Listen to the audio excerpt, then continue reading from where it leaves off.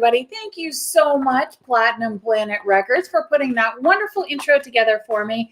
I was on the steps of Penn Station when they called me, and I think it was in the beginning of season 2. So season 1 was very, very short. It was just a test season. We had done it for a few months, and then all of a sudden this guy Justin calls me, and he's like, you know what? I really want to help you out. And I'm like, okay, here we go. Here's another sales call, right? Like, how much is this going to cost me? He's like, no. I just want to help you out. And he created that awesome intro, custom music, everything. And I'm like, man, this is fantastic. So thank you so much, Platinum Planet Records, for that intro. I have a really cool, he's like prismatic. There's so many different sides to him, so many different things that he's done and capable of. He is connected with me this morning. I feel super, super fortunate. So I definitely want you to ask questions, share this out, tell your friends, get your mom on the phone, say, hey, you got to watch this show and ask a couple of questions. We have Bradley Laborman connected with us. I'm really excited. But before I get into that, we do have a sponsor this morning, and it is Water Joe. Now, I want to show you their website real quick so that we can go through, because a lot of these guys, you know, they've got some deals going on beginning of the year. They had some deals for Christmas, this, that, and the other. And Water Joe is a really nice product. So here it is. As you can see, they have multiple different sizes that you can order. 7 milliliters, 1 liter, 1.5 liter, and then the multi-pack. I actually handed the multi-pack to my little nephew. He was driving from Western North Carolina back up to way up into the Pennsylvania mountains with my sister one year after, I think, Thanksgiving. And I said, here, take this with you. You know, I know you don't drink coffee. I know you don't like tea or anything else really that has a decent amount of caffeine in it. Give this a try. And he loved it. He actually called me, and I don't get to talk to my nephew very often, but he's like, Aunt Elizabeth, this didn't have any taste to it. And I'm like, no, dude, it's water. But I learned that so many products do have a bitter taste to it. Let me tell you a little bit more about Water Joe. And I'm actually going to bring up their information here. As you can see on their website, it is waterjoe.com. But just so that you can go and write it down, hold on, I pressed the wrong button. I need a little bit more Water Joe. So that you can, oh my goodness, I'm pressing all the wrong buttons. Here we go. We did it. Waterjoe.com. That's waterjoe.com to be able to purchase your water today, but they're not limited to just their website. You can purchase it on Amazon, Walmart, and beveragesdirect.com. It is refreshing, smooth, tasteless spring water. So there's 85 milligrams of caffeine in the 700 milliliter bottle, which is their smallest bottle. That's this one right here. It's a standard size of a water bottle. All right. 85 milligrams of caffeine is the equivalent to a really stout full cup of coffee. That is a decent amount of caffeine. It's just water and caffeine. No sugar, no artificial sweeteners, no added color, no taste, none of that. Because it's spring water with some caffeine, and it's so nice, clean, and refreshing, everybody. Go try your caffeinated water today. They are a huge friend of the show. They're a huge advocate of the show because I drink this stuff to do this show. I always need a little kick in the pants. I truly do. And with my Water Joe, it makes it so easy. All right, everybody. So let me tell you a little bit about the guest that we have connected with us today. He is a celebrated actor. He is a podcast host and musician, fairly newly to the music world. And he's going to tell us all about his brand new release. And I'm going to get to that in just a moment. So Bradley Laborman, in college, he was involved with theater, radio, and television production. In 2001, Bradley started hosting a radio show on local AM station in Iowa City, Iowa. 2002, Bradley began working on Tonight with Bradman. And in 2009, Bradley began working on, this is like, I wish I would have thought of it first. I'm really, truly jealous, and I'm not a jealous person. I Dump For You, a website where people could break up with their boyfriend or girlfriends via Laborman. The calls were then placed on YouTube Oh my gosh, that is awesome. In 2020, during the pandemic, Laborman found himself having time to focus on writing again. He began to turn his sights on a reboot of the college senior project that had launched his love of movie making so many years earlier. As of January 2021, Laborman has begun production on the upcoming reboot, the movie slated for release fall 2021. So we're going to be talking to him about that. He's also the creator of a new smash hit, Fatty Daddy by Bradley Laborman. And without any further ado, I'd love to bring to the broadcast this morning, Bradley Laborman. How are you this morning? Hello. Hello. Good morning. Good morning. I'm great this morning. I'm so glad to be on the show. So glad to be here. I am so fortunate to have you. And where do I go with this conversation? All right. Whichever direction you want. I'm ready. I mean, in your bio, it talks about your education in production. And so I'm assuming that you got started there, but maybe not. Were you an actor as a child? Actually, so when I was 3 or 4, I don't know if it was psychosomatic because my little brother was born or whatever was going on, or my parents got divorced or whatever happened, but I developed a speech impediment. My mother tells me that I spoke perfectly normal up until that point, but then I would say things like "boo-bae" for school bus, and so like I just really bizarre. So when I started school, even though I was reading when I was like 3, they were going to place me in a special education because I couldn't speak right, and my mother fought it and said, no, just let's put him in speech therapy. So they put me into speech therapy. And part of the speech therapy was, as you started to get better at saying certain things, they would put you in front of the kids. Like they would, it sounds kind of bullyish now when I think about it, but they would like go, all right, now you got to stand up in front of the class and show everybody you can talk normal. And they would do that. And it was very much like, I think it's what sparked my performance, because it made me, I didn't really have stage fright or anything like that, because it was just a normal thing to get up in front of the kids and speak. And I was speaking at my worst, I wasn't saying the words right. So now that I can speak, and sometimes it comes back, but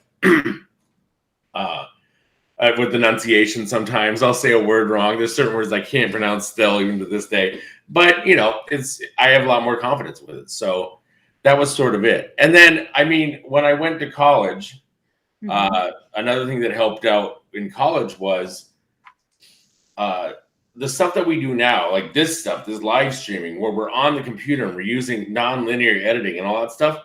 When I was in college, that didn't exist. We were doing reel to reel. And my senior year, somebody donated a thing called Avid. And that was, that's first round video editing. In fact, the book that came with it came with the round 1 of Adobe After Effects. Mm-hmm. And the demo book showed how to do the special effects from Independence Day, because that was the first movie that really used like computer animated stuff like that. And so you'd open up the book and it'd be like, how to make the White House look like it's blowing up and things like that. But my professor was like, if you play with it and teach yourself how to use it and then show me how to use it, you can do whatever you want on this computer. And that's where I made that college movie, my superhero movie, that was like that was really the thing that kicked it all off, because I was in the early stages. So a lot of my video editing, production, stuff like that, it's all self-taught. It's self-taught because there weren't classes back then for it.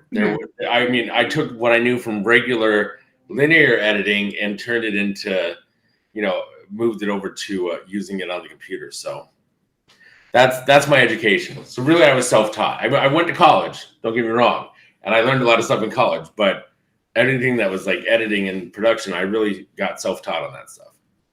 So let me ask you this. So your superhero movie, that was your college project. Right. And in the bio that I had read, it said that you're working on rebooting it. Has Yeah. it already released? Bring us up to speed on that. Okay, so it got pushed back for various reasons. It was something I thought was going to come out in fall of 2021.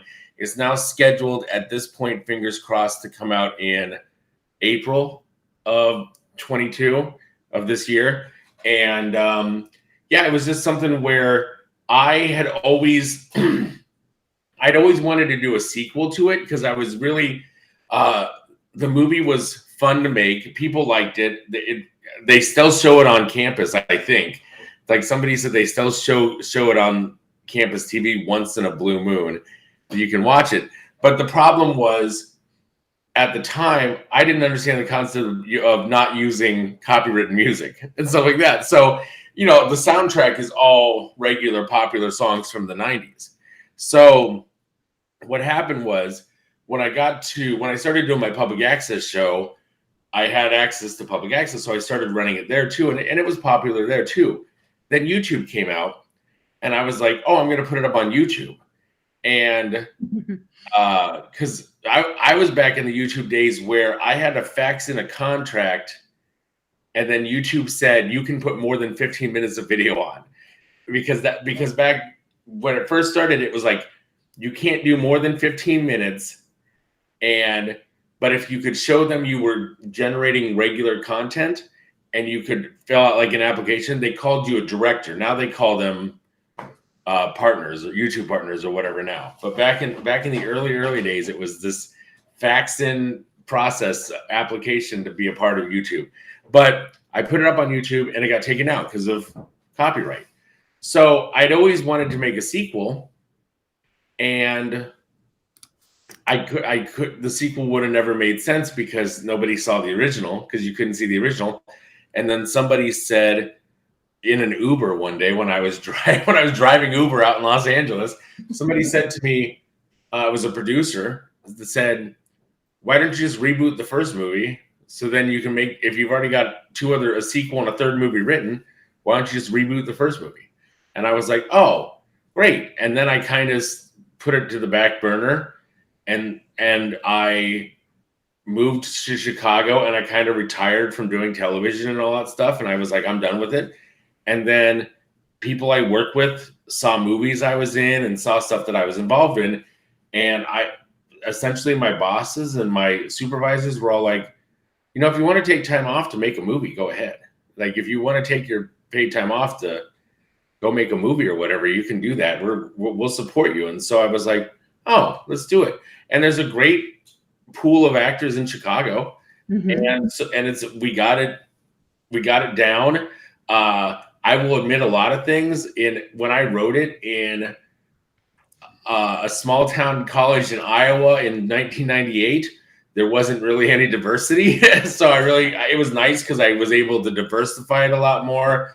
I was able to rewrite characters and be like, you know what, it makes more sense for, not all these characters are just white dudes and stuff like that. So it was like, I was able to, I feel like make it a lot better. So I'm pretty happy with it. Well, that's awesome. It's done and it's shot. We just got some odds and ends that are still getting shot and it's being edited together and everything, but it'll come out in April. So what do you think about the soundtrack for this movie? Since the original was all like hit songs from the 90s. I kept a bunch of them in. I am working with a company to secure the rights to the music. And it limits you because you can't put it in, like if you want to put it in theaters, it's going to cost more than if you don't. So I'm about to put up another GoFundMe for it, but I've been using GoFundMe as sort of a way to fund odds and ends of the movie. Most of it I've just been paying out of my regular, my money that's coming in. And so, yeah, I'm in the process, and so watch my Facebook, I guess. But I'm going to set up another GoFundMe because I know exactly how much it's going to cost for all the songs I want. I'm using a lot of bands that I know, people that I know for a lot of the songs, but there's certain songs, like one of the villains is named Disco Inferno. And so it's very important that her power is derived from disco music. So it's very important that I have real disco music in the song. And there's a lot of songs that have fire in them. And the disco world. So that was one of the things. There was also a song from Sister Hazel that was in the original movie that I loved, and so I got somehow secured the rights to that. I was like, oh wow, I got this one that I really like, and there's a couple other songs that I'm like, these need to be in there, and then everything else can be whatever I want. So it's like 6 songs, but I don't know if you know how like rights work, but essentially what happens is they say, well, how much are you charging for use of the song? And then whoever charges the most, everybody else then charges that amount. So if everybody goes, oh, you only have to pay me $200 to use your song, you're like, great. And then, but the last person says, no, you have to pay me $1,000. So then everybody before them now is like, oh, then I want $1,000 too. So, and it's that's how it works. So, and if I wanted to, I could just be like, I don't want that song. And then it would knock it back down because they're cool with that. Like if I was like, I don't want this $1,000 song in there, that's fine. But I do. So, so that's where the problems lie. So we'll see what happens. And I can always change them out. That answers my next question. I do have a question here from Morgan Lawrence. I'm going to get to that in just a moment. But my next question was going to be, how much do you need to be able to solidify that agreement for rights? And it sounds like it's just fluid. So it can vary all the time, can it? It can vary all the time. When I first reached out to I reached out to an individual early on when I was thinking about it, and he originally quoted me at, I'll say it's like $500 for use of Disco Inferno, and that was, and sometimes it's a year use, and sometimes it's forever use. So sometimes you if you put these movies out on Amazon or whatever, then you have to every year re-up it. So that's part of the cost. But it's the same as like, being an Uber driver and have to pay car insurance. There's like cost of putting it up. But the thing that I wasn't aware of is that there were some people that were like, well, it's going to be this price if you do video on demand, and it's going to be this price if you do video subscription. So like if you put it on Amazon and you make it for rent, it's going to cost more than if you just put it on Amazon and you include it in Prime and you just get whatever money it comes in for doing Amazon Prime, or if somehow it ends up on Netflix or any of the other stuff. So, and there's a lot of different distribution things, and yeah, those cost money too. But yeah, the biggest thing for me right now is the music money, but I know how much it is, so it's all good. So I do want to get to the viewer's question, and he's asking, what is your budget for effects? But I would like to expand that. What has been your budget overall for production of this particular project? Oh, I feel like it was like 20,000, and a majority of that was paying actors, because I wanted to make sure that all the actors got paid. Because I've done projects in the past where I was like, where the agreement was if the project picks up, then you get money for it. And then they fell through and they haven't really happened. So I wanted to, this time around, I was like, if you're in this movie, you're going to get paid before the movie comes out. And so, and it was a lot of like product placement, charging people to be like, I'm going to put your sign in the movie here in this part of the movie or whatever. And it's as much money, and that covers the costs on the actors. But even if anybody has a line, they get paid. That was my logic on that. And I had a lot of people that were extras that were there, and they were extras, and they didn't get paid, and they just enjoyed it. And you have to feed everybody every day, and that's part of the budget too. So, but the overall cost, I would say it's been over $20,000 to get the movie together, not including the music. And but a lot of it, I saw the comment about, well, what's your budget for FX? Well, I know how to do all that stuff because I'm self-taught on all the special effects things. So when I was rewriting the script, because I had to update the script, because the original movie takes place and it's a college kid and he gets superpowers, and it's set in the 90s and nobody has cell phones and all this other stuff. And so then you go to current day. I'm not a college kid anymore. So you've got his girlfriend he's on he does a study date with this girl, and that's how he like falls in love with her or whatever. This time around, it's like he's a failed comedian. He's not failed comedian. He's a good comedian. He just thinks he's a failed comedian. And he's at a comedy club, and the bartender is a student. Like she's taking night class and things like, or day class or whatever. And they hit it off, and it's sort of the same thing where she's like studying superheroes in college or whatever. Like she's studying that kind of thing. So when he gets his powers, he's like, "Help me out because you know what's going on." And a lot of that's still the same. But the thing I realized is in the movie, if they would have had cell phones, and we would have had cell phones in '98 when the movie was made, then a lot of the scenes would have been easy to solve. It would have been like, "Hey, don't go home because you're going to get kidnapped." I just figured that out, like stuff like that. So there was a lot of rewriting for different things because a lot of the stuff had to make more sense, and it really added to it. And one of the things was when I made the movie in college, it accidentally got put out on like we had campus cable, and then we had regular city cable, and it was always on campus cable. And one day somebody actually put it out on city cable, so everybody in this town saw it or whatever. And my professor came to me the next day and he said, I watched your movie last night, and I really enjoyed the relationship between him and his girlfriend. And I think that was a very strong part of the thing was that. And he also said, I also enjoyed that you made her very strong, and you didn't make her like a damsel in distress type thing. She was her own person, but there was still aspects where you had to help her, but she was pretty strong on her own. And so that always stuck in my head. And so when I made it this time and I rewrote it, I wrote it specifically for like, I want there to be a stronger relationship aspect to the movie. Like I want it to be like when it's all said and done, because it carries over into 3 movies, is like these 2 people are in love with each other, and this is like a solid relationship sort of thing. Yeah, it's a superhero movie, but there's like a real relationship. And it was funny because I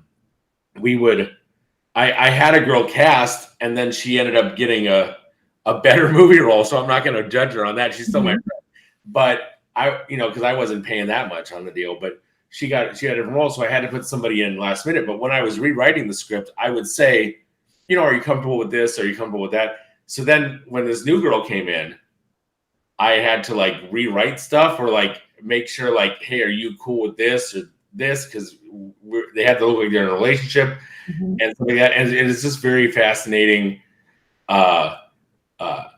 All that stuff, just the stuff that you never think about, but I just feel like it adds to the chemistry of the movie. So I'm really. There had to be a huge unintended learning curve for yourself between the differences of 1997, 98 to, today, 21, 22. Oh yeah. And, just like you said, instead of like, we didn't have cell phones. If anything, maybe you had a bag phone in your car, but then you'd have to like run to the car to get a bag phone. Right. And it wasn't like she had a bag, like, yeah, they had phones in their room, and like we had phones in our dorm room. I remember that we all had like landlines in our dorm room at that time.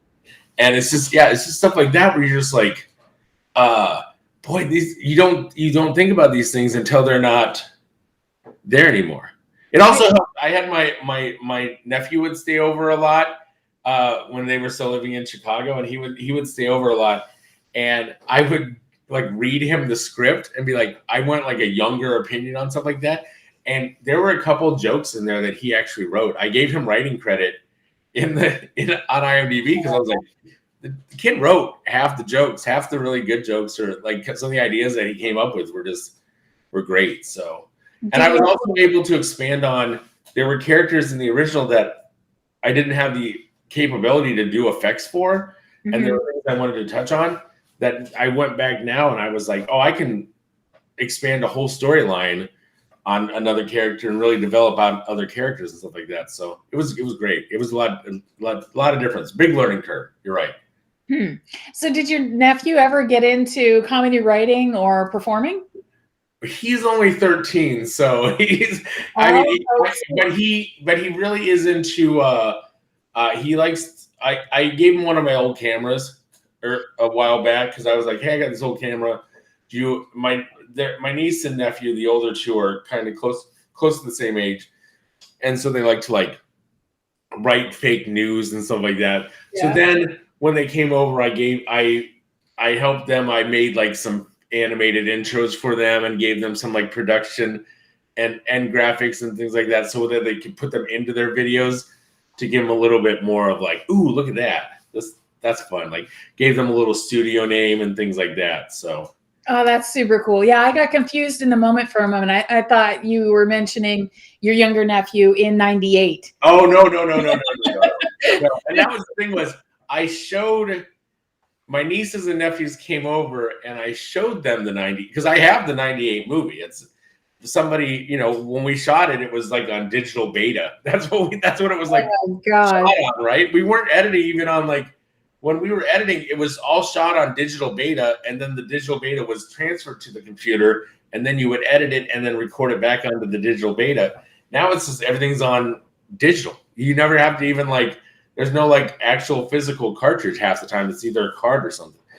But I showed them the original movie, and it held up. So that's the thing. And my brother is always a big fan of the original movie. So, because he was still like in high school, I think, when it came out. So, he was a big fan of it when it was back in the day. So yeah, no, exactly. Exactly. And it's so exciting to make a project, a full-blown project to the end. Then, you look at the movie, one of my favorite movies, Swingers. That was just like a little project. Like they didn't expect that to go anywhere, and it went huge. And today, where it's so easy to create and bring a project to fruition, it's like you're just surfing through all this stuff that maybe's watchable, but really not. And how, what has your experience been of trying to get advertisement out there, trying to get some eyeballs interested in the project, and what do you foresee once you release it? I'll tell you something that I learned early on is that you have to really be responsible for your own promotion of everything. I'll tell you a story, not of me, but of another person who I worked with. And I won't name any names or anything, but I had a director who specifically cast all influencers to be in his movie. And my role was supposed to go to a pretty popular YouTuber, and the popular YouTuber just wasn't interested. And so I ended up getting the role. And so I was the only person. I don't consider myself like a huge influencer like some of these people were. But his idea was, if I put all these influencers into this movie and they all share it, then all their influencers will pay $3.99 to rent the movie. And I'm going to tell you that isn't how it works, because these people have millions of influence, millions of followers, because people don't have to pay to follow them. Mm-hmm. So being popular on a social media platform doesn't necessarily make you a moneymaker and that sort of thing. So what I've learned is like, it's a lot of like, it's a lot of self-promotion. It's a lot of like making my own podcast so I can promote stuff, or, going on other podcasts to talk about things.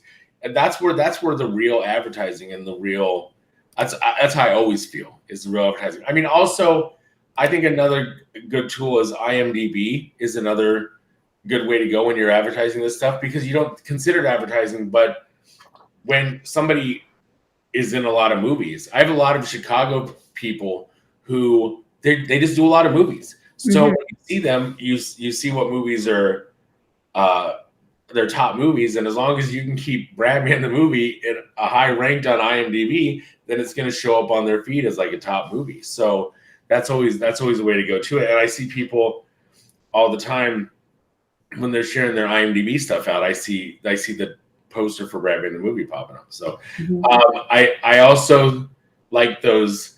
Once in a while, occasionally, if I want to get some buzz going, I'll use like Blip or whatever, where you just paid the billboards to put something up for like a graphic or two, and it's like $30 for the day or whatever. Mm-hmm. Just fun stuff like that. I know with other projects, I would make appearances like VidCon.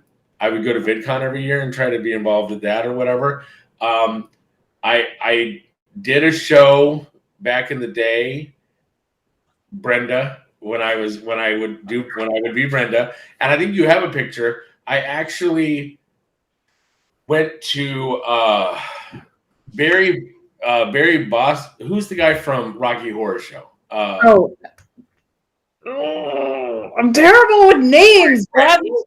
Barry not Boswick. Is it Boswick? Right. Keep talking. I'm gonna look him up. Okay, so the guy from Rocky Horror Picture Show that played Brad in Rocky Horror Picture Show was going to get his name, his handprints, not at the Chinese theater, but at this other B movie theater that's in Hollywood. So they were doing this big red carpet thing or whatever, and I got invited to come, and they were like, "Oh, Getty Images is going to be there and all this other stuff." And I realized because it was Rocky Horror Show, there were going to be like a lot of like cross-dressing. There's going to be a lot of like cross-dressers there at the thing. So I thought, hey, you know what? I'm promoting this character. She's not a cross-dresser. The character is actually supposed to be a female character, but this would be a good chance for me to go out dressed as her and get red carpet pictures as her and to give her own little like persona and things like that. So I took Brenda out. Some other girls from the project came out with me, and we went to the red carpet thing. I put her in a nice black dress or whatever, and I put her in heels or whatever. And then I think you've got that image. I've seen it, but it was like we were at we were at some red carpet thing, and there's like a step and repeat, and there's Getty Images, and there she is. And I'm just like, check me out. Actually, you know what? I'm not wearing heels there. I'm wearing my regular comfortable shoes because it was ice storm outside. And I was like, whenever we would shoot, I would wear my regular shoes, and I would be like, don't shoot my feet. That was always a rule when we were shooting anything Brenda, was why would you shoot me from the waist up? Just like shoot me from here to here. Never shoot my feet because I'm wearing like clunky tennis shoes and I'm wearing a really hot dress, everything else. So, but that was, in early days of doing Brenda, I would wear high heels, and like the first season of shooting with doing Brenda projects, I was like, I'm done. I'm not doing this anymore. I'm not wearing high heels anymore. Because it was also a matter of like, it's really, and I was a very big advocate for, it's really hard to find plus size clothing for women in like a Target and like normal places. And I would always get on social media and I would be like, hey, Target, why don't you make sizes for plus size women? Because I'm very upset because like I want to be able to shop at a Target. I don't want to have to go to like a Lane Bryant in the mall, and that's my only option is to go to whatever. There was some store called Q in, is that what it's called? I don't know, like Q or something like that.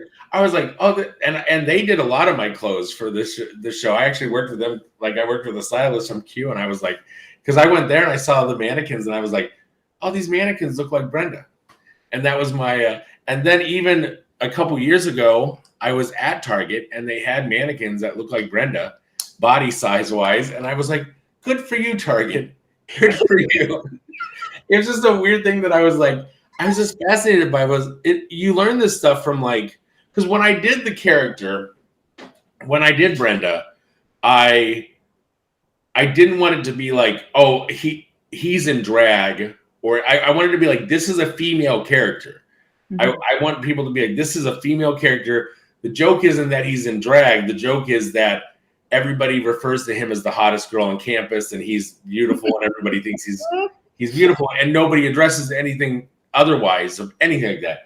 And the thing was that I went on to a lot of forums because when I first did it, I put in like socks in the bra, and it was like I looked like a heavy set 5th grade girl. Like it was like not good. Mm-hmm. Whatever. And I had done drag as an art project a long time ago. So I was familiar with drag. I'd been a drag queen for a while. And mm-hmm. So I knew about taping and things like that. So then I like went on, but I went on to like forums. I went on to transgender forums, and I was like, where would I find breasts, which I'm realizing are still in a box in my closet because I don't feel I've stopped doing the Brenda character completely, but I have these like breasts in a box because I'm like, I can't throw them away because they were so expensive. No, I don't want to get rid of them, but also I'm like, I can't donate them because they're ridiculously so big that who would want them? You know, it was like I don't know what to do with them because I was like, could I give them to somebody who needs, you know, like a cancer victim or somebody who needs big breasts or whatever? But I'm like, but they're so because that was one of the things was they're like, you're a larger guy. So if you want them to look proportionally accurate, you have to make them super big so that they look like, even though they're like an H, they look like a D on you. And I learned a lot. I learned a lot about body image and all that stuff from so I like to think that I like to think in that regard I'm very genuine and understanding of women and many of the struggles they must go through finding clothes. So now it looks like Brenda, did she have her own podcast? Because I'm looking at an image here, Brenda Live or whatever. So what happened was, one of the first things and you mentioned it, was the first thing I ever did was a public access show. And it was called Tonight with Bradman. And I did that for 7 years in Iowa City. I was 7 years, every single week, maybe miss 1 or 2 episodes. I've got a box full of mini DVD tapes. I have like over 300 episodes, 350 episodes of the show or whatever. And it was always just fresh. We never really planned anything else. We just did with it. When I started doing the Brenda character on YouTube, it was making fun of female vloggers. And I was making fun of these hyperactive female vloggers. And then I put her on, I started watching Sex and the City back in the day and stuff like that. And I thought it would be fun if I took this Brenda character and made her a senior in college. And it was like Sex and the City, but it was like sorority girls. Mm-hmm. So I wrote that concept, and that became the Chunky Zeta, which was the show Brenda was originally on. And I would pitch the show out to people, and they would turn around and they'd say, I like the Brenda character, but I don't like the college setting. I don't think the college setting works for her. So the thing about Brenda was the character was just extremely she was this spoiled rich white girl who like just would say things, and she would say the most horribly offensive things, but there was no sense in her brain that she was saying something horrible or offensive or things like that. And so I was like, well, once we kind of took Zeta down, we were like, well, it's not working, all this stuff. And I was like, I'm real comfortable with the public access format. Like, so why don't we make a fake looking public access show, and we have Brenda be the host, and we just do it, and we have guests come in, and it's like, it looks like it's a public access show. It's more like an Eric Andre type situation where it's like, it's fake, but it's supposed to look like it's like a real public access show, like Between Two Ferns and those types of shows. And it was right around the time that Chelsea Handler had her, whatever that was, and David Letterman came back, and that was supposed to be a big deal, and that kind of like wasn't entertaining at all. And so all these other talk shows were on Netflix and whatever. So I said, I'm going to put this thing on Amazon. So we made like 3 episodes. And I mean, that's part of the other reason why I've kept the breast, I think, is because in the back of my mind, I made these episodes and then I left Hollywood. Mm-hmm. But they're popular and people like them. There's supposed to be 4 total, but one of the Rebecca Black who's somebody who I've worked with numerous times, was supposed to be the 4th one, and Rebecca Black was going to come on the show and play an over-the-top version of Rebecca Black, and that was her thing. And then her agents pulled her, like, no, you can't do that. They like seriously, like the night before, called me and said she's not coming on to do this recording. So I was like, okay, whatever. So we did 3 episodes, and I thought they were fun. And it's always something where I could bring that back up. I could shoot it here in Chicago. I could change around some of the characters on it or whatever. But it was all just like my roommate at the time played the producer on the show that would come back and forth and say things. And my friends were playing the camera operators. And the nice thing about it was the actual people running the cameras and doing the sound were the characters on the show, but they were actually doing the actual show too. So it was really a small cast of people.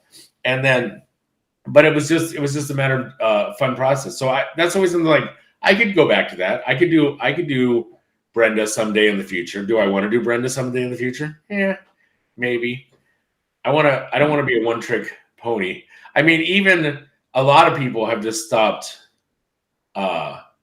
doing that kind of stuff. Like Tyler Perry, you don't really well, I guess he just started doing it again. He did.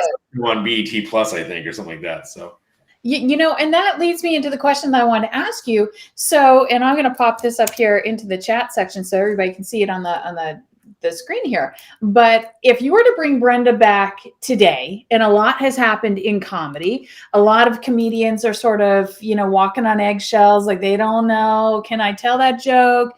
Am I going to get canceled? I personally think cancel culture is starting to turn on those that viciously used it in the beginning. Yeah. And we're going to get back to our comedy. We're going to get back to making fun of things that are okay to bring to light because it's true, right? Yeah. So her comedy, Brenda's comedy, if you were to bring that back today, would you change anything? And what's your opinion on that? I would not change anything. And even Brenda started the original concept for Brenda, the first episode that you can't see anywhere now because I removed it from the web, but not because it was whatever. I just removed it for other reasons. But anyways, when I would pitch it around, ABC Family brought me to Los Angeles to talk to me because I was working I had just got done doing pilot episodes for I Dump For You and stuff like that. And they were like, do you have any other shows? And I said, I have this show about these 4 horrible college girls, and they're the worst girls in the entire world. And there's 3 horrible girls, and then there's one girl who's like the conscience. And the joke of the show was, in the first episode of that show, the conscious girl falls off a roof and dies.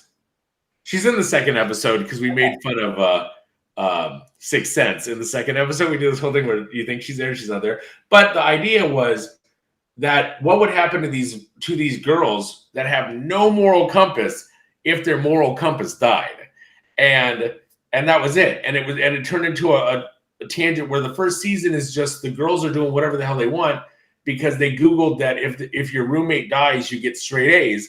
So they think they don't have to go to school anymore. So they're doing all this stuff. And then the dean of students is like, I'm going to kick you girls off campus because I hate you. And then they sleep their way back into getting good grades. But the first episode is, when I would pitch it to people, I'd say, here's the first episode. The girls are sitting in the living room and Brenda comes in and she's like, hey, have you noticed that nobody's tried to roofie us this semester?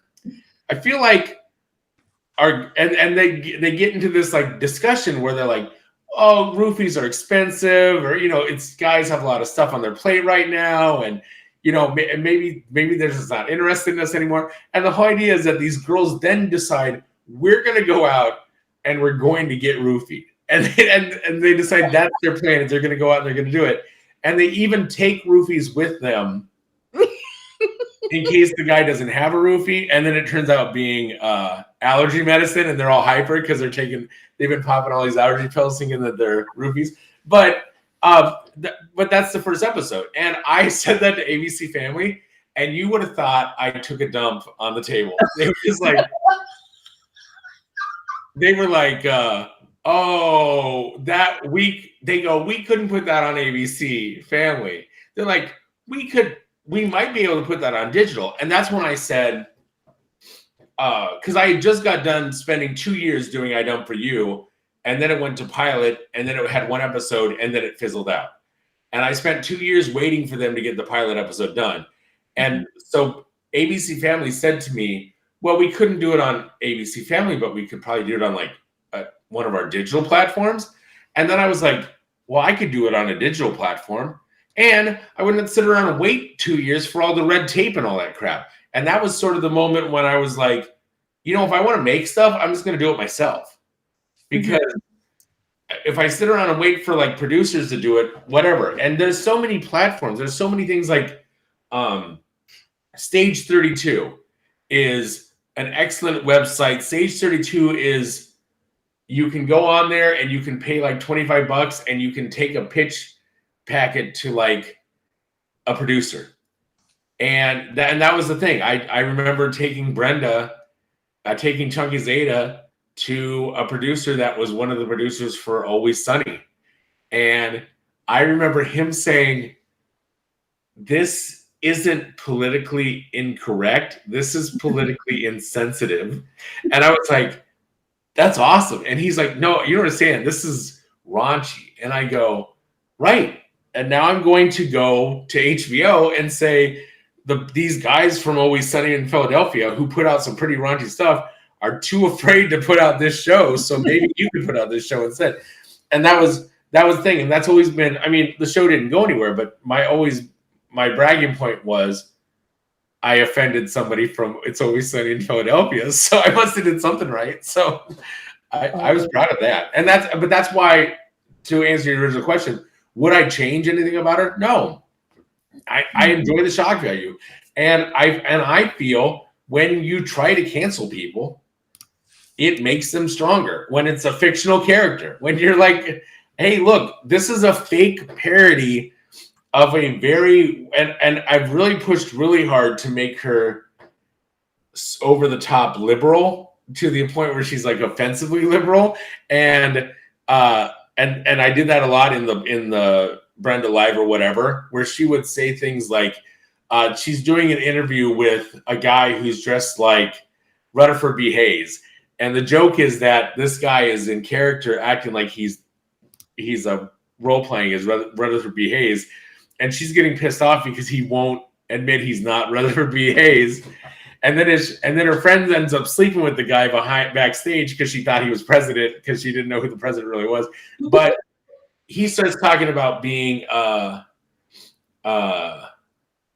Democrat or whatever, and then she goes off on a tangent about abortion, and like she goes, "How'd they do it back then?" And like just like conversations like, did they like use a horse and buggy? I mean, like how they get this stuff done?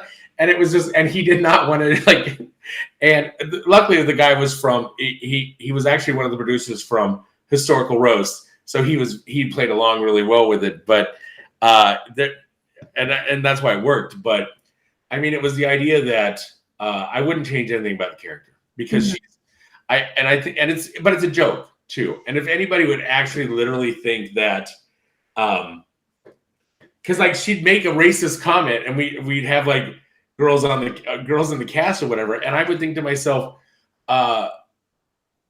the show's not really racist, because if it was really racist, there wouldn't be girls on the cast for her to make fun of. And what I did early on with Brenda was I made 90% of the writers female. So then if somebody would be like, "This is offensive," I'd be like, "Too bad, I didn't write it. It was a female writer. So there you go." So right. And I just luckily got a bunch of female writers that were extremely raunchy, and that got it and got the humor on it. So I think most women, you know, if they're truly in tune with themselves and they've gone through, like they've sludged through enough crap in life, they're so welcoming to that environment of, you mean I get to empty my basket of everything that I keep, everything I've cataloged in here, I get to empty it out? Yeah. Yes. Yeah. And they're just like ruthless. I love them. Let's talk about this project that you had. I Dump For You. Okay. Genius. If I could steal this today and run away with it, I would, but I respect you too much and I know that you would come after me. You can have it. You want it? You can have it. I will hand it over to you. No, I'm actually in the process of, I tried to reboot it and it's alive. Like you can listen to all the old YouTube videos at idumpforyou.live. So I dumped the number 4 letter U.live. Like they're all archived over there. And I put out a couple new ones. I put out a call for people if they needed new ones, but it's a different environment. And it's not, so for me, it's not that anything changed with me. It's that so when it came to I Done For You, some of it did change a little bit for me because I realized when I started I Done For You, I somehow got elevated to the status of relationship expert. And I would go on to shows like Dr. Phil and Ryan Seacrest would have me on his show and stuff like that. And I was this relationship expert because I wasn't helping people get together. I was helping people understand how to break up better. Because when I started it, everybody goes, oh, it's just funny or whatever. But then when I started talking, I remember I was on Today's Show and Savannah Guthrie's, this was on a Sunday before she was on regular hosting during the week. And I went on the Today Show. I just remember because Chad Ochocinco was the other guest, if that dates what time period this was. And Savannah was going to be she was abrasive because she didn't like the concept of the show. This is from Sunrise 7. Those guys loved it. Australians loved the concept of the show. They also just like it because my name's Bradman, and somehow in Australia, Bradman's like a famous celebrity name. But Savannah was going to get she was going to get very aggressive towards me. And I sat down and talked to her and I explained to her, I go, the biggest problem with people is relationships. And if you break up, so when you break up with somebody, 90% of the time, down here that you're going to break up with somebody, but you don't actually do the breakup till up here. So there's different phases of the breakup. Like when you break up, you have like a time of mourning, you have a rebound time, you have some other stuff. And since you've already mentally broken up with the person down here, you have time to heal before you actually do the breakup. Meanwhile, this person who has no idea that you're going to break up with them has all of a sudden gets broken up with, and now they have like a 6-month period where they have to go through the process to get back into the game. So my logic was, if you know you want to break up with somebody, break up with them because you're literally wasting their time. If you have no intention of being with this person, you are wasting their time, and it's not fair to them to keep them on the hook when they could be missing out on finding the person that's supposed to be with them. Also, if you're breaking up with a person, and sometimes you won't say they have a bad habit, like they chew with their mouth open or something like that. My website, you were able to be like, I'm breaking up with you, and here's why I'm breaking up with you. So maybe they're not the bad person because they have these habits, but maybe they need to find somebody who's more understanding of their habits. Or maybe they do have a bad habit, and maybe this is a good chance for them to say, let's change it. Because the biggest thing that I would ever hear when I was on the relationship expert trail or whatever, where people would say, I always end up dating a crazy person. And I would say, no, the common denominator is you. The common denominator isn't that these people are crazy. Mm-hmm. What happens a lot of times is you're dating somebody and every guy you've dated before has been a cheater. So you constantly keep reminding this person that every guy that you've ever dated was a cheater. Mm-hmm. And you keep questioning this person's loyalty because every guy you've ever dated was a cheater. Mm-hmm. And then at one point, the guy finally just goes, well, she thinks I'm a cheater anyways. I might as well just be a cheater because if I'm going to get accused of it, I might as well do it. And that's the type of stuff I was trying to change with I Done For You. And then once I did that, everybody was like, oh, he's not some asshole. He's a nice guy who's just trying to make a difference. And then I think it lost some of its comedy, and unfortunately. And for me, I remember being at a party, a sake and wine party in New York City. I remember that because I threw up behind a bench afterwards. But I remember because I was like, let's put sake and wine in the same bottle. That sounds great. Anyway, but I remember this guy, nice suit, rings on his finger. He goes, hey, you're that guy that breaks up with people for people. I got this girl and I've been leading her on and I really want her out of my house. How should I go about breaking up with her? And I'm literally like, just break up with her, you piece of garbage. Like I was like, and then I was just like, I had an epiphany where I was like, wait a minute, is this the type of audience that likes my stuff? Are these guys that like have these side chicks that they don't, that they don't respect or whatever? And I'm like, that's not what this was for. And it was a lot of that. It was a lot of, I would go to things and I get invited to a lot of stuff, but it was always relationship based. And Thomas Edwards, who in my opinion, and I don't know, he's who Hitch is based off of in my opinion. He's very humble about it, but I'm like, no, Hitch is based off of you, Thomas Edwards. And his wife, ended up being his wife because they met during these things, was Lori, and she was a person who helped women make better profiles for dating websites and things like that. And Lori Cheek, who was this girl that invented dating cards that you would hand out to people and pickup lines that you would hand out to people with an address on it, and then you would go log in and their dating profile would be there. I just met all these people through this dating site, but I was the only one that was the negative guy. I was, as Dr. Phil said, he's the anti-Cupid or whatever he would call me. I remember being on the show and Kelly Osbourne was a total jerk to me. But Kelly Osbourne also just had basically said, well, if my boyfriend was on Facebook, I wouldn't let him be on Facebook because he was very controlling. And I was just like, maybe that's what, maybe your boyfriend would use me because you're very controlling. But it was a fun ride. And I've tried to reboot it, and I just think a lot of stuff has changed. Because another thing was I was doing it at a time where, there were cell phones and things like that, but it wasn't as easy to break up with somebody as it is now. Would you say that it's easy though? Because, what I've noticed from listening to people and listening to people I know, people I don't know, social media is great because so many people, especially the younger ones, they like to air everything. Like, this is what I'm eating for dinner. And oh my God, he did this and he, play the victim kind of stuff. So you get to hear it all. The ghosting or breaking up by text message, or really what I want to call, and I can say whatever I want to say on the show, ballless action, really cowardly kind of things. Is that really a breakup? That seems like that's more of damaging the person. I don't think it was ever a relationship to begin with. I feel like we're in a society now where relationships aren't really relationships. And even like marriage isn't really marriage at this point at some regards.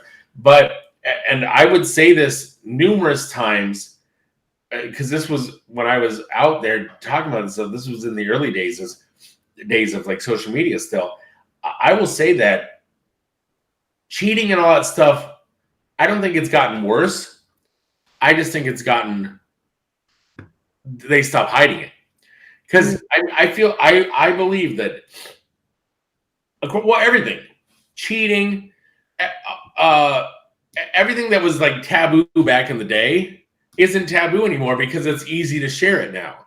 So that's why everybody's like, wow, a lot more people are coming out and stuff like that. No, it's not that they're coming. It's not that it's like there's all of a sudden more people that are homosexuals or whatever. It's because it's easier to come out. It's more acceptable, and we're also in a society where it's more acceptable because you watched Kanye and Kim break up, and then you watched Kim fooling around with Pete Davidson, and it's like entertainment for you. So nowadays, breaking up is not taboo or anything like that. Ending relationships isn't taboo because it's all part of the relationship.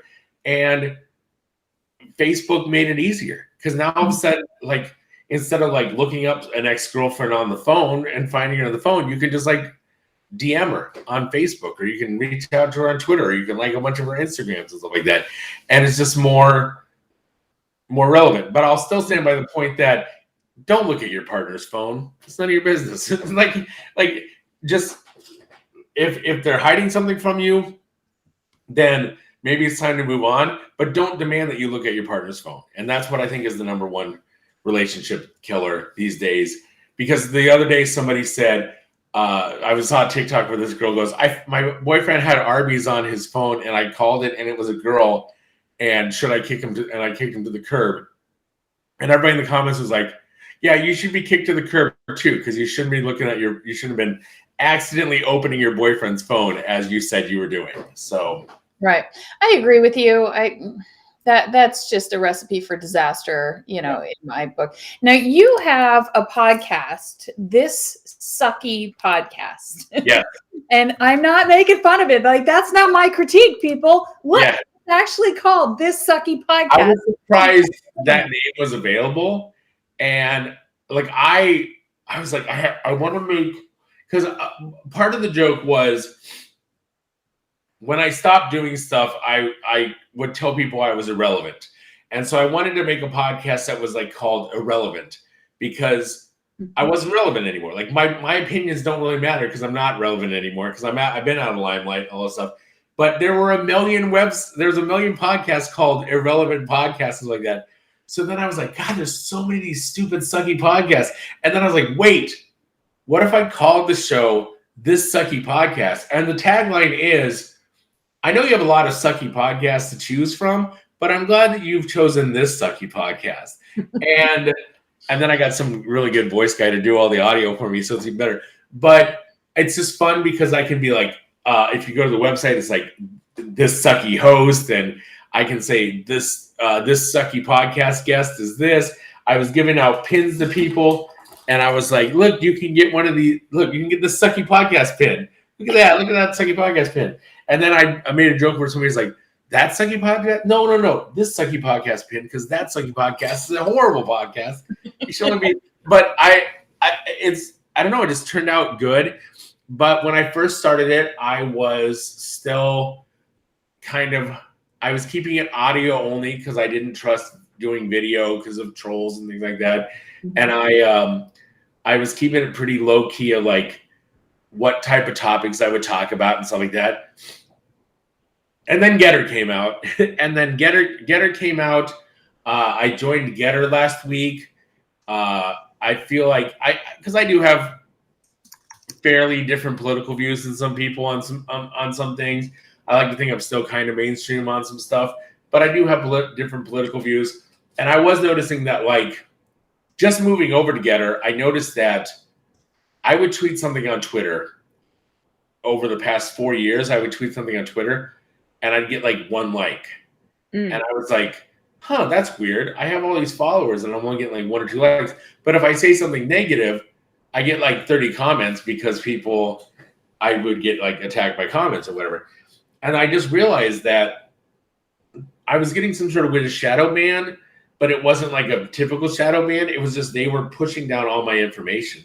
And I moved over to Getter, and it was weird because I logged in and Getter was like, this name is reserved. And I was like, what? And I had to like prove that it was actually me. I had to go and tweet something and prove it was me. And then they gave me the account. But it was almost like Getter was like, this guy's coming over because we see the stuff he's tweeting over here.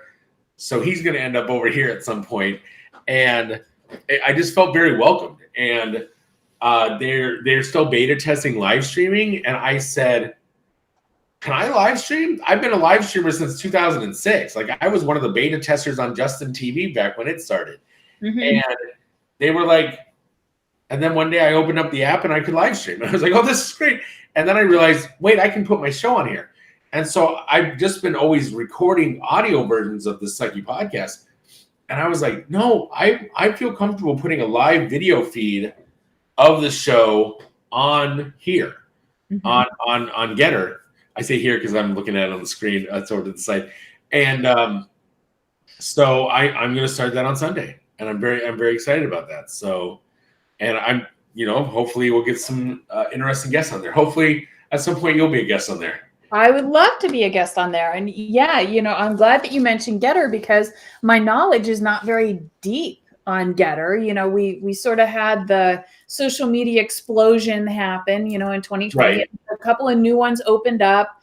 I've definitely noticed the same thing where it's, it was very easy just not too long ago, just a few years ago. You could go live, you could have some interest content, and boom, just like that, you got 10,000 views without even thinking about it, Yeah. without even advertising it or pushing it out there very much. Yeah. And now it's like, if I have 35, I'm like, ooh, oh, it's a good day. It's like, oh yeah, I would open up. I remember when I was top 10 on Periscope, I would just open up Periscope and I'd have like 5,000, 6,000 people in the room, like that. Mhm. And I was like, and then stuff happened. My political views, you know, somebody ran for president, and I was like, this guy kind of makes sense.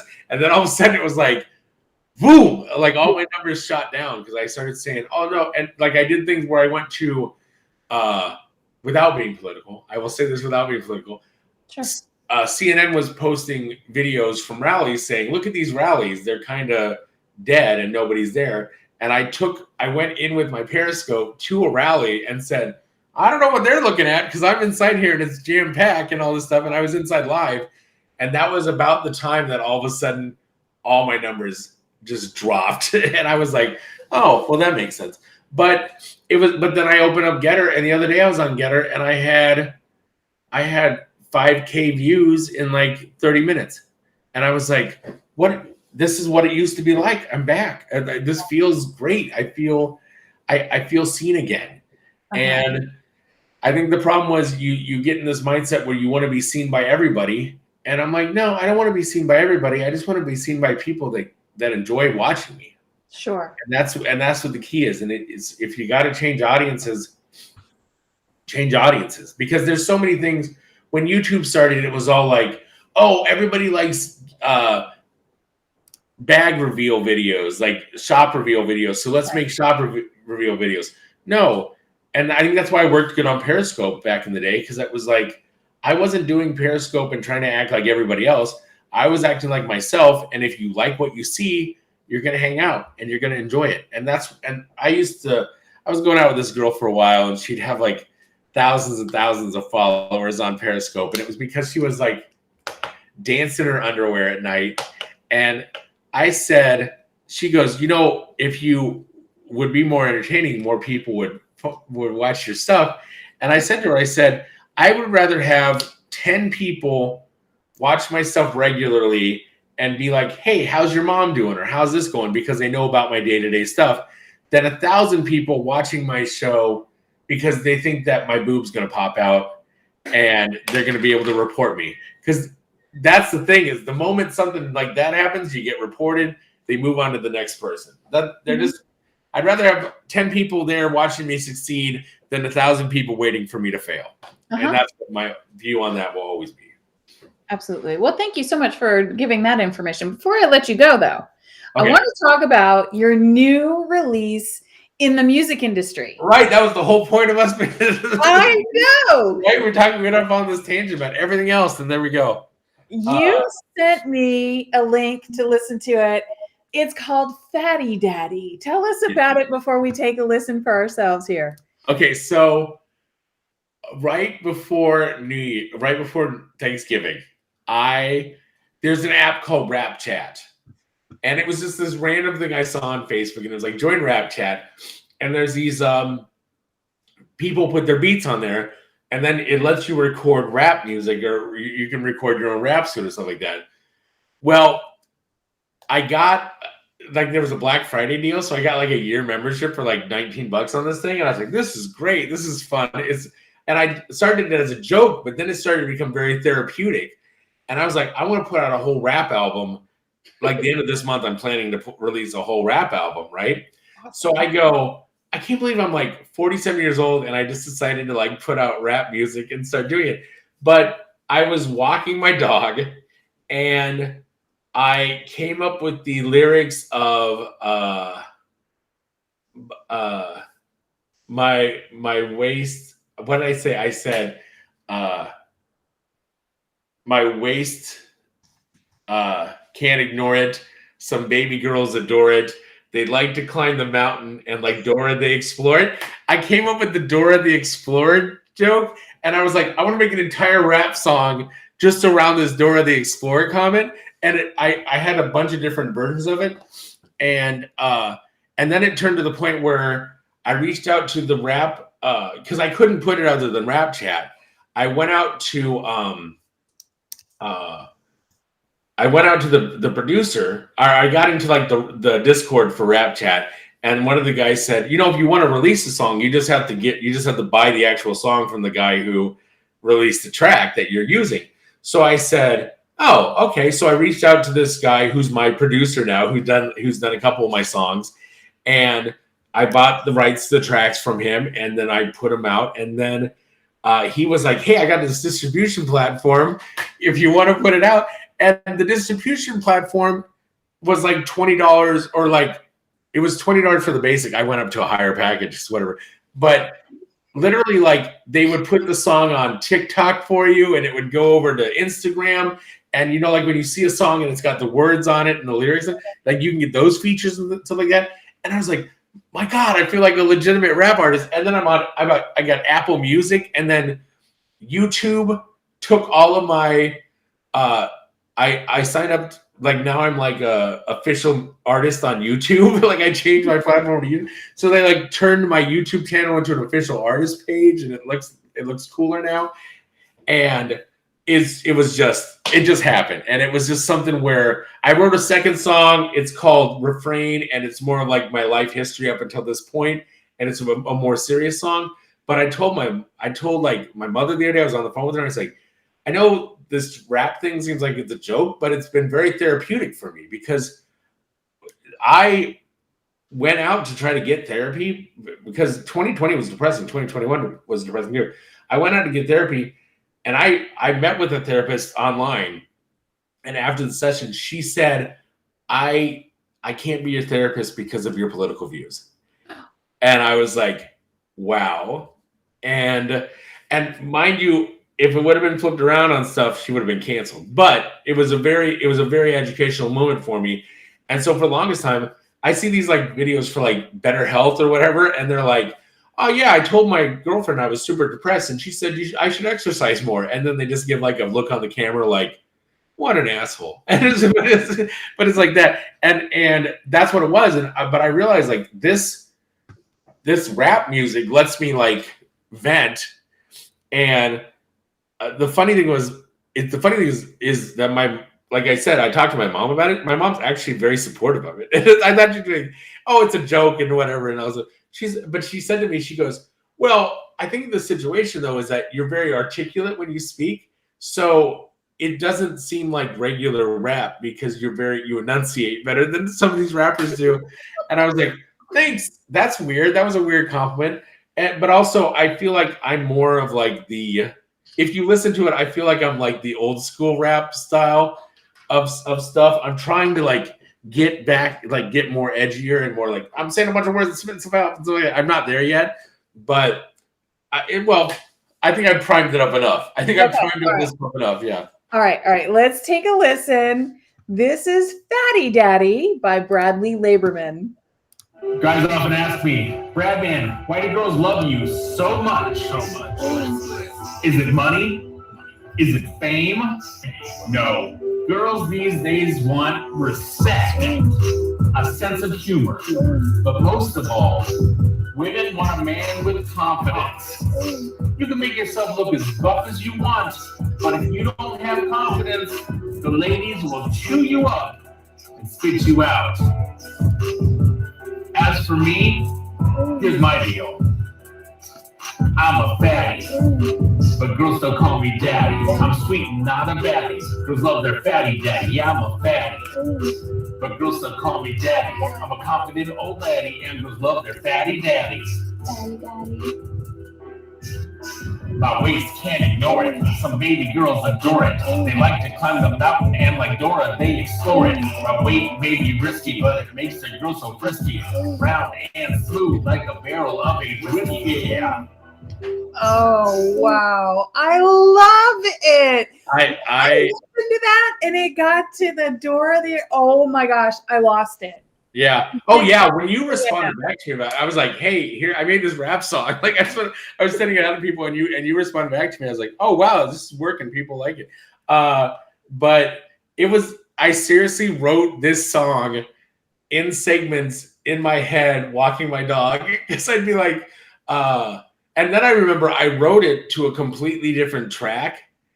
And because I had gotten a track off of Rap Chat, and I was like, oh, it's great. And then it turned out that it wasn't, the kid didn't own the track. They like just recorded a bunch of karaoke music. And I was like, oh, you idiots. I can't use this. I can't get permission for this. So I had to like rewrite it. Like I realized I have like an older version of this song somewhere, but it's funny because I think some people write and then they figure out the tracks. I would like listen to the tracks and then I'd be like, let's write the rap so it flows with the track better, stuff like that. So it was just fun. It's a fun little thing, and it's all available up on iTunes and Apple Music and Amazon and Spotify and all over the place. That is so cool. That is really, really cool. And what an amazing turnaround from a therapist that said, I can't help you. Although that's what I'm trained to do. That's what my job is. Personally, I'm offended by some benign views of political stance. Like that's ridiculous.